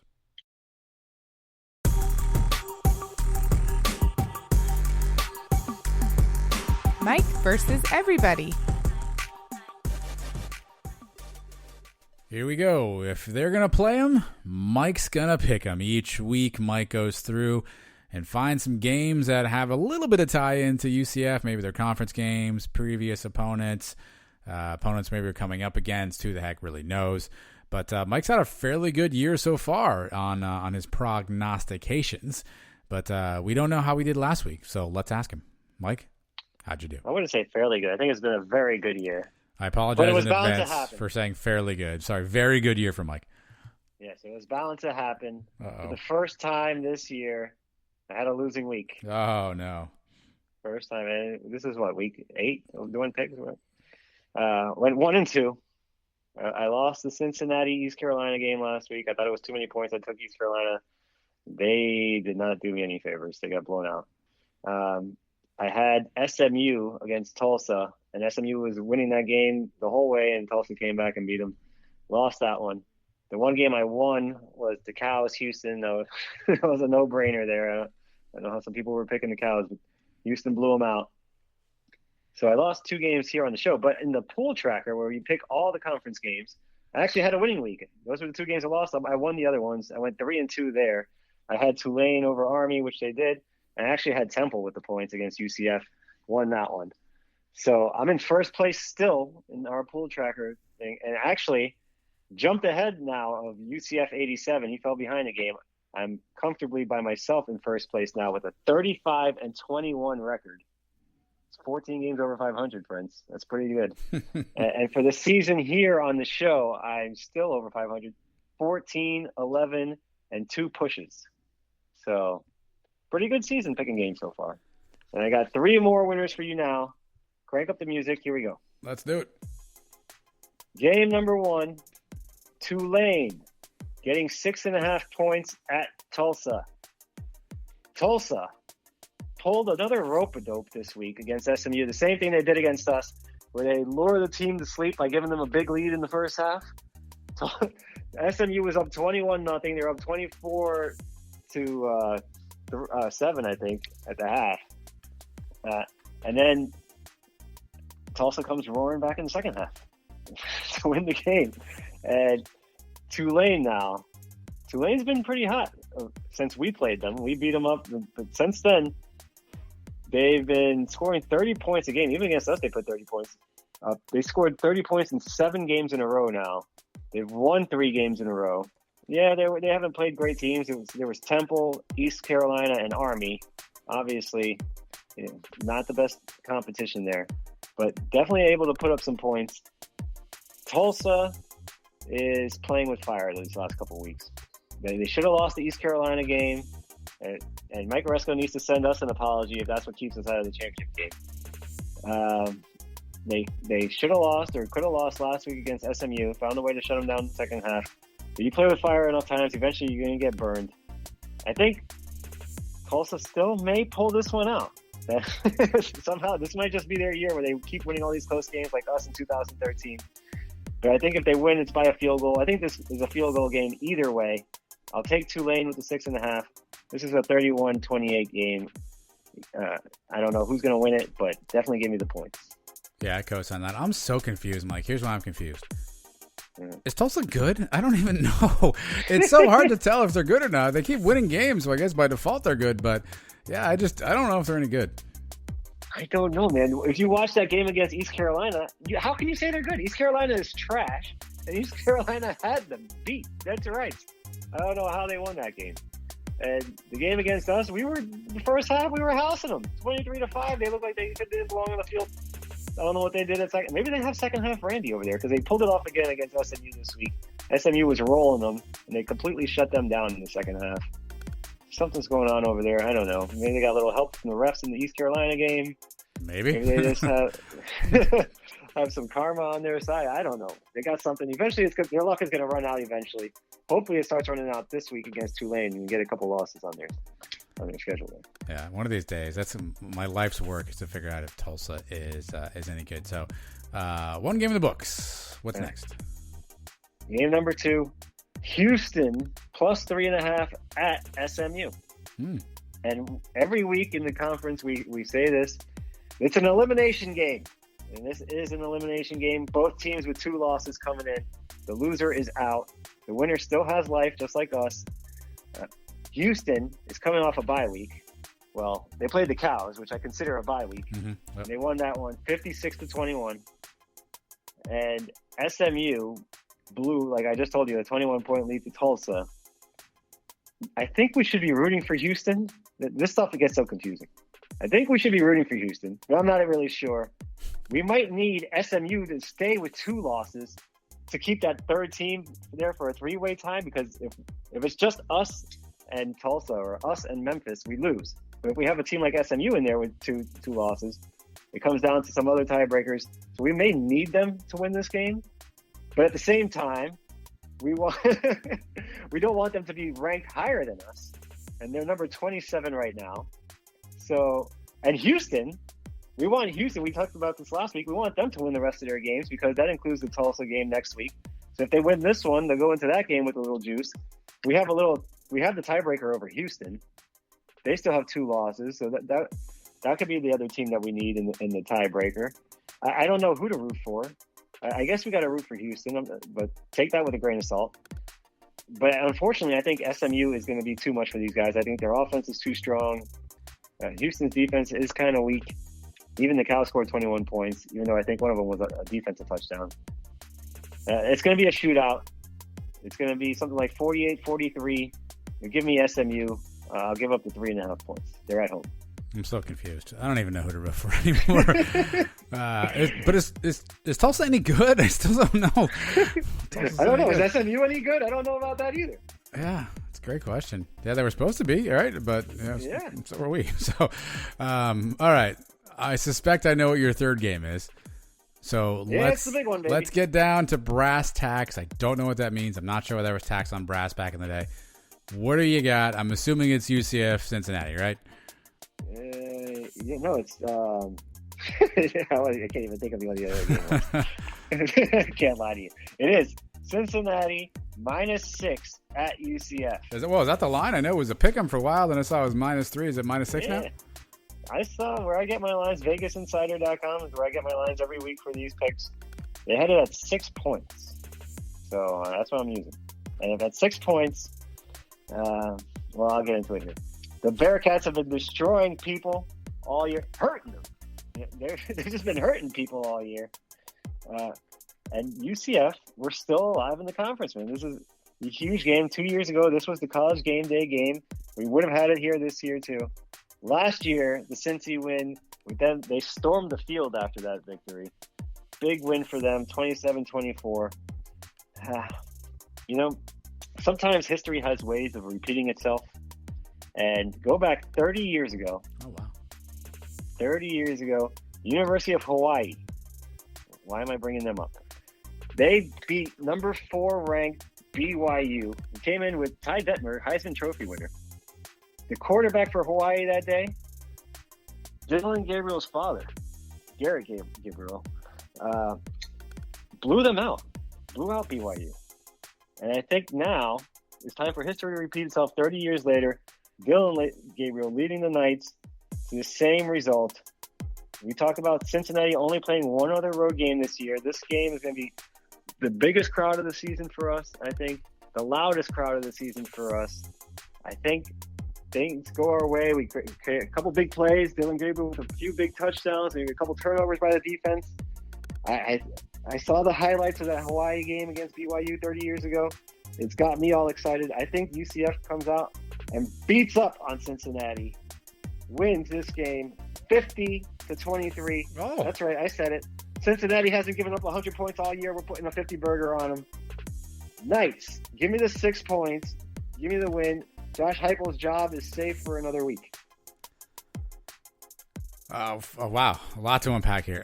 Did not know we were going to go BYU Hawaii reference, but very, very nice historical. You actually watched that game, by the way? No, I saw like a 10-minute highlight clip of it. It was pretty cool. Okay, well, all right. And yeah, you should go check it out. They're actually, I think the whole game is online. Is Garrett Gabriel, is he right-handed or left-handed? He's right-handed. Wow. Yeah. It's not right there. Pick them apart. Ty Detmer, by the way, I think 4 interceptions in the first half. I think he was named Heisman Trophy winner that day. That's they did it differently back then. Yeah, that'll really ruin the day. Yeah, so -6 seems like a lot because I feel like if UCF's MO here, to your point, is we don't. I'm going to say things out loud now they're going to come true, right? But typically our losses have all been close.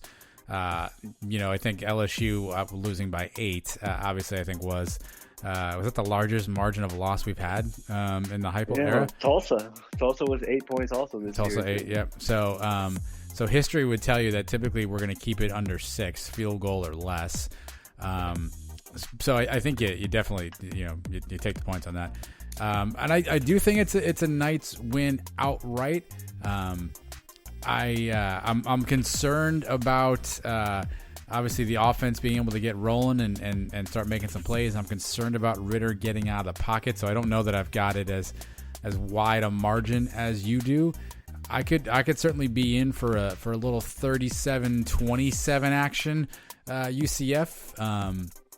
But I certainly do think that UCF is the better team. If we can play to our potential and we can have a solid game plan, I think it's a Knights victory. Give me 37-27 as well. I'm not going 50 spot, but I'll go victory.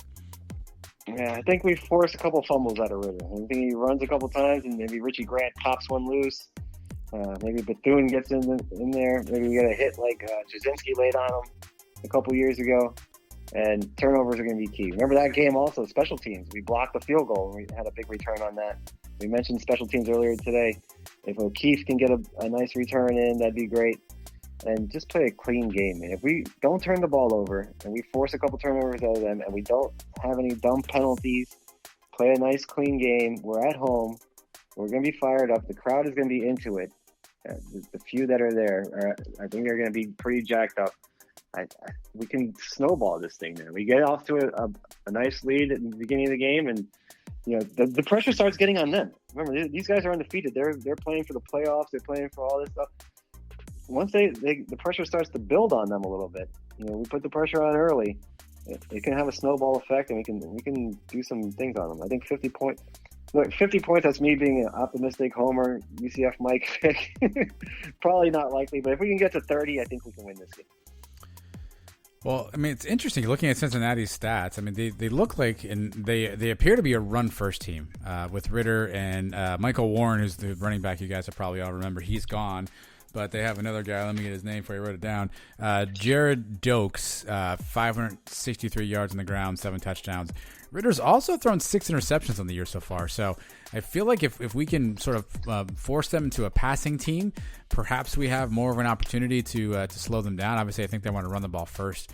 So, again, if we can control the lines of scrimmage, right, if we can keep a clean pocket for Gabriel, give him time to throw, and we can stuff out the running game and keep Ritter inside the pocket and force him to be a thrower, I think, we have our chances certainly increase from a win perspective. So it'll interestingly enough be a game of styles, as fights are often made by styles, right? It'll be a team that's known for the defense going against a team that's a high-powered offense, and we'll see which team comes out on top. But don't worry, by the way, pregame show, we will get you all set and ready to go for all those things. But coming up next, people have done some things, and they need to be called out for them. That's what Cal of the Week is all about, and it's coming up next. Don't move. Sons of UCF. I'm Jeff Allen. Join me each week for unique yet common sense opinions on sports on the Jeff Allen Sports Talk Podcast. We will break down the sports world minus the hot takes with prominent guests and my stable of sports guys. It's sports conversation, the way it should be. Search Jeff Allen Sports Talk wherever you get your podcasts, or go to jeffallensportstalk.com.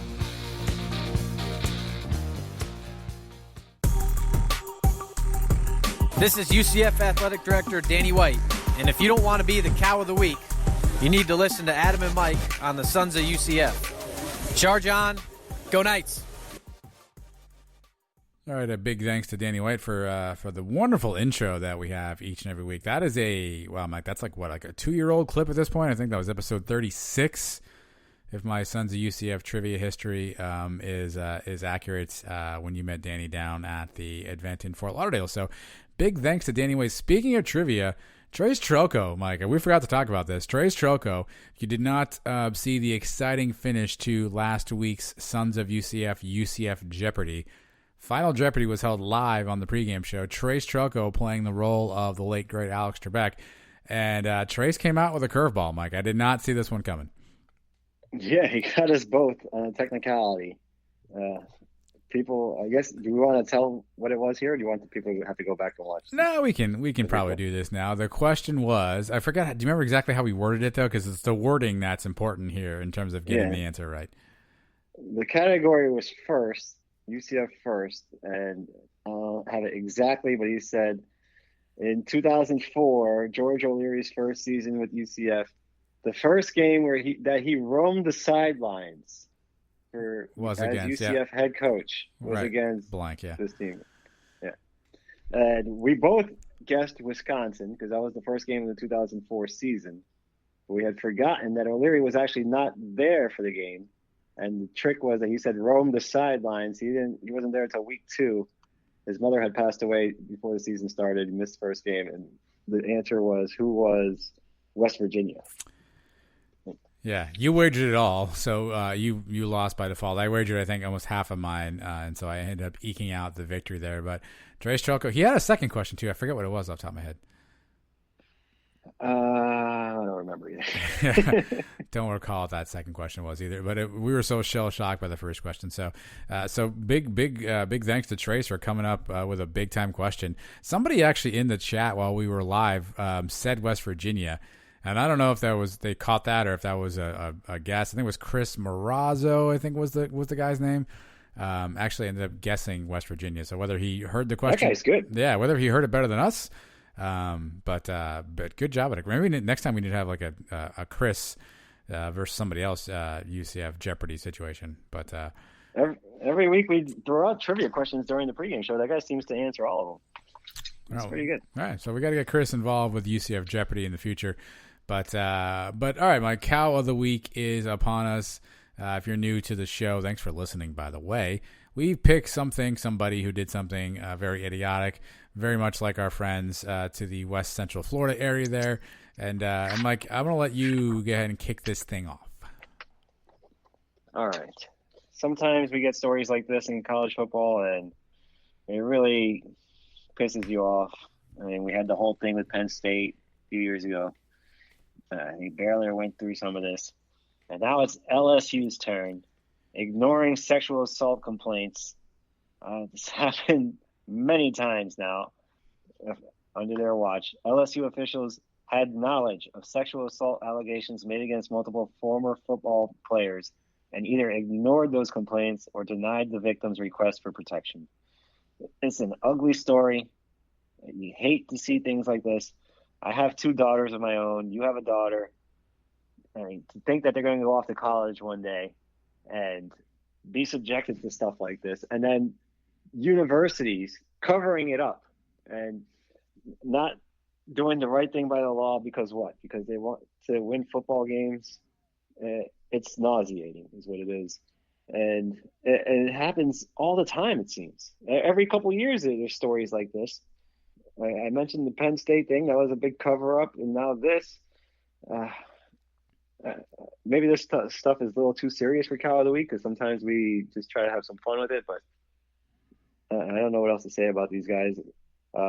Orgeron is going to be gone soon, probably, right? If he had knowledge of this stuff, there's no way they can keep him. I don't care if he won a national championship. The whole school, it taints everything they've done. That whole season last year, to me, means a lot less. Hell, they should give us the win in the Fiesta Bowl now. Take that away from them, All too. right. So we won back-to-back NY6 games now. So now we can Thank keep you, Heupel. See, LSU. there you go. He's a back-to-back Yeah, New Year's Six Bowl winner. Way to go, Hype. Yep.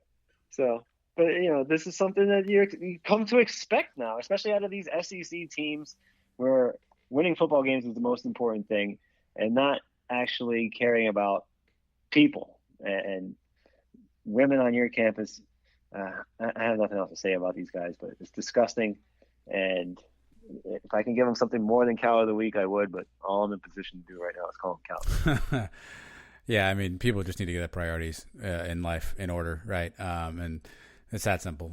Football is great and everything. Don't get me wrong, but when stuff like this is happening, adults got to be adults and do the right things. And when they don't, it certainly does disappoint you. And hopefully they'll be handled accordingly. We'll see what happens if this turns into a situation a la a Baylor, where heads roll and folks lose jobs and it impacts the school. We'll see.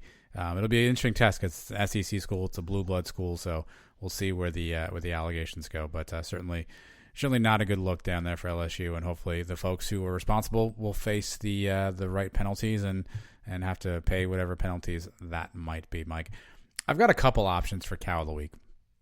I mentioned the first one already. First one, I'm going to go to Scott Frost. And for those who don't know, I guess he's at his own radio show, or he's on some sort of coach's radio show. Somehow Mackenzie Milton came up. I didn't really listen to the whole thing. I just kind of read the audio transcript or the visual transcript. So I don't know how it all came up, but somebody asked him about Mackenzie Milton. And Frost is basically like, yeah, I talked to him. I know he's trying to get back on the field. I wish him well, but whenever he's ready, he knows he's got a spot on my staff. He can come here and anytime he wants. Like straight up, just blatantly re-recruiting Mackenzie. Now, obviously, he was doing it under the guise of as a coach, but that just reeks of like. I get you want to be positive, and him and Mackenzie have a great relationship, and if indeed he does have an avenue to go coach, and Nebraska wants to give him that opportunity, great. I mean, to get a chance to pursue your dream is fantastic, but there's something slimy about that, Mike. I don't know why it just rubbed me the wrong way, but it feels like Frost he wants to be in Nebraska. Just go be in Nebraska at this point, right? That's what you wanted. You got what you wanted. You barely eked out a win against a terrible Penn State team with a backup quarterback. Congratulations. Just I don't know, just steer clear of everything, and trying to continue to act like you've got the UCF mojo out there in Nebraska, because you clearly don't. So that was just slimy to me. I don't know why. Am I overreacting? Am I emotional on this one? Well, I think your feelings are shared by a lot of UCF fans. But Frost, You know he's been texting this guy. You know that he's been in contact with McKenzie. He's not allowed to say it, but you know he's probably already told him, come here and play your last year here. I'm sure those words have been texted or spoken to him. But, I mean, I don't know if I can even blame him, because what is Scott Frost without Mackenzie Milton? He's a losing coach. He's done nothing. You know, Mackenzie Milton made Scott Frost how many millions of dollars in Nebraska? Because if it wasn't for him, he wouldn't have that job. I can see Mackenzie ending up there next year. Unfortunately, I think it's a real possibility. Definitely as a coach, when he's done playing, I could see him going over there. That wouldn't bother me if he went there to coach for a couple of years and learn some stuff under his system. And that's always good to get some experience other places. I don't think his first job can be as a head coach of UCF, obviously, or even an offensive coordinator at UCF. He's get some experience around places and then come back when he's ready. But I can see where you think it's a little slimy on Frost's part, because I'm pretty sure there's more to it than he's obviously letting go now. There's definitely been more than a text or two before the season started. I'm sure he's probably been in contact with him or his parents or somebody. Yeah, I think here's I mean, listen, I'm going to be a Mackenzie Milton fan all my life, but I mean, Nebraska's got a young freshman quarterback. I think it's Luke McCaffrey, who's Christian McCaffrey's brother, Ed McCaffrey's son, who played pretty well. They have Adrian Martinez, who was a big time recruit, who hasn't really played well there, but he's obviously, I think he's a junior there now, big time recruit. Mackenzie hasn't played football in 2 years. I mean, do we really think he's going to go in and win that job? I don't know if I know that he'll go there and play, but if the coaching offer is there, I got to think UCF has the same, or would put the same offer out to Mackenzie as well. And to your point, maybe he wants to go experience something else, but he should listen to our interview with Dimitri Brim. I forget what episode number this was, but he told us it's cold in Nebraska. And so we'll see. Something feels slimy about it. Scott wanted to get out of UCF so bad, and this was his dream to get to Nebraska, and he should just be there and leave UCF alone and go from there.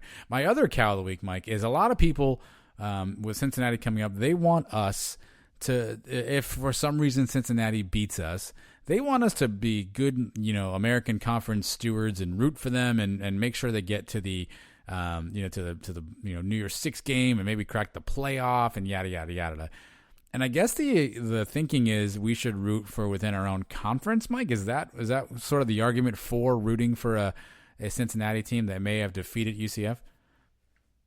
Yeah, if they actually do beat us, then it would be good for the conference and for them to represent us well and not go to a New Year's Six game and get blown out by a Power 5 school.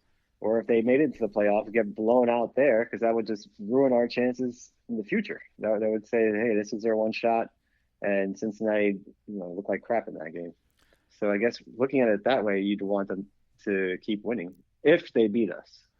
Some people are actually saying it's better that they beat us. Yes, yeah, that's what it's. That's the dumbest thing I've ever heard. It's those people that I don't understand. I guess the thinking being that, we're not going to get to that level, so we might as well have somebody in our conference get that. I don't understand that line of thinking at all. And I assume there's a minority of people who think that way. Or hopefully it's less than 5 who think that way.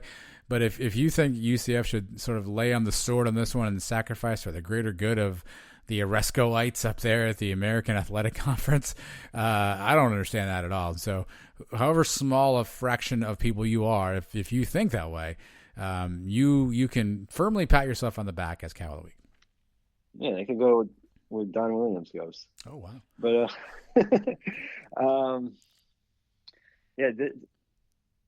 when conference realignment comes around in a couple years, and if these guys have won a couple New Year's Six games themselves, what's to say that conferences wouldn't rather take them? The Big 12 might say, Cincinnati is a better pick over UCF. So I don't want them to have that on us either. I want to be known as the best team in this conference, and we have a shot now. It's in our control. We win this game, we're back on top. Even if we're not on top in the standings, we beat the best team this year. So we'll have that going for us, and we'll be ranked going into next year and all the things that come with it. So, to root for them to beat us to keep their perfect season alive is just stupid. I don't care who you are, how you rationalize it in your brain. Us losing is never good. Maybe it's one of those Mike Oresco burner accounts on Twitter or something that feels that way. Because I don't quite get that or grasp that. But here's what I do know, Mike. Big game Saturday. I'm pumped. I can't wait. I wish we could figure out a way to get us there sooner. Obviously, you and I will be glued into everything this week. If something important happens or we're able to do something, maybe we'll throw another episode in this week. Who the heck knows? If not, don't you forget about the pregame show, Mike. 2:30 on Saturday, right? That's when we will be live. Twitter, Facebook, YouTube. Trace Truckle will be with us. We'll always try to bring on a cavalcade of guests. And I'm excited, man. I can't wait for Saturday to get here. Pre-games have been a lot of fun so far this season. And before we end the show, I gotta say, I forgot to mention it on the pre-game show last week. Our boy Paul Jones. Yes, we suck. Yes, made an appearance on College Game Day last week, and he put a Sons of UCF sign on there just for us. And he was also made an appearance at the bounce house on the jumbo screen. I don't know if he used the same sign for that, but that would be pretty cool if he did. Paul Jones is becoming, you're gonna say it, aren't you? Hard for me to say. You're gonna say it, aren't you? This is hard. I know. Very hard for me to say because we love halftime Paul. Different Paul. Halftime Paul has been the Paul of the Sons of UCF for a while now. But what Paul Jones pulled off this week now, put in our logo there on College Game Day. Hold on. Are you updating your Paul Power rankings? Is that what you're about to do? I might have to update the Paul Power. So it's Pope John Paul 3, halftime Paul 2, Paul Jones 1. Is that what you're doing? Paul Jones, after this week's game, this is a week-to-week thing. Paul Jones has snuck into the number 1 spot right now, putting our logo there on College Game Day. Halftime Paul still has, it's only halftime for him right now. Still the second half to go. Halftime Paul, make some adjustments here. What can you do? What can you do to get that top spot back? But thanks to Paul Jones, man. We had him on our very first pregame show. Yeah. He does a great job over there in West Palm Beach. Not far from me. Maybe I should go catch a game with those guys. It seems like a lot of fun. He's got that cool UCF jacket that he wears now. Good for him. Thank you to him. I wanted to get that in there because I forgot to mention it on the pregame show on Saturday. Yeah, I actually wrote that down on my paper that I write down like as we're going live on the things I want to talk about, and I completely skipped over it. And yeah, that was really cool. I did not get a chance to see Game Day live, but I saw the picture that I think Jason Beatty initially put it up on Twitter, and then Paul essentially responded with another photo that he took of the same thing. So yeah, that's really cool. It's awesome that we get a chance to be a part of that, and it's great for UCF. I feel like every week we have somebody who's on one of those College Game Day deals doing a sign, which is really cool, and obviously represents how the brand is playing nationally. So that's awesome. Too bad we couldn't get College Game Day here on campus this year around, but still a lot of season left to go. And here's the thing you want to be, Mike. You know what you want to be? In the mix.